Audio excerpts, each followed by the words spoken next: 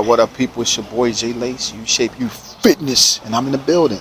The next exercise we're going to be working on today, if you're trying to reverse your type 2 diabetes, reverse that insulin resistance, it's going to be the ab crunchers, right? We're going to work the abs. The abs is worked through spinal flexion, meaning you curling up like a roly-poly. You rolling up into a ball. And this is an excellent exercise to really develop your abs. So like with all exercises, you come in, you have a seat first, see if it's already adjusted to your likability.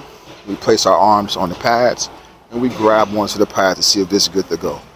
This is almost right, but it needs some adjustment for me, which you can change the lever here. And then of course, you have the weight pin right over here and you put everything there. Like with all exercises, we're gonna start off with a warm-up set.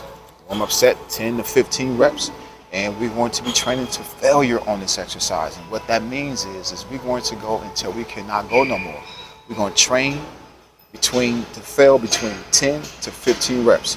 So if you can't get 10, it was too heavy. And if you get more than 15, it was too light. And when you're first learning how to train to failure, it's going to take time for you to adjust to training to failure. So what I'm going to do is I'm going to show you what not to do when training to failure and what to do to training to failure. So let's go ahead and get into it. Everything is set for me. Place my arms, and here we go. We're gonna curl up, hold, back down. Good technique so far. I got 3 more reps, and each rep is getting tougher. 2. 3, 1 more.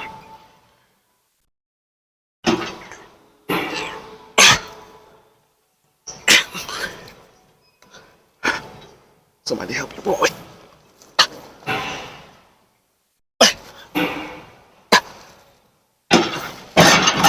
Fam, that is what you're not supposed to do. Right? That's what you're not supposed to do.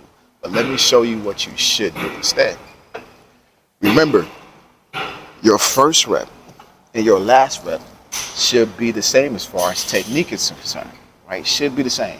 The only difference is that your last rep is going to have require a lot more effort, but do not sacrifice technique over moving the weight because you will get hurt. So this is how it should look when you're training to failure. Good technique, we're squeezing. Good. I got 3 more. 2. Last one.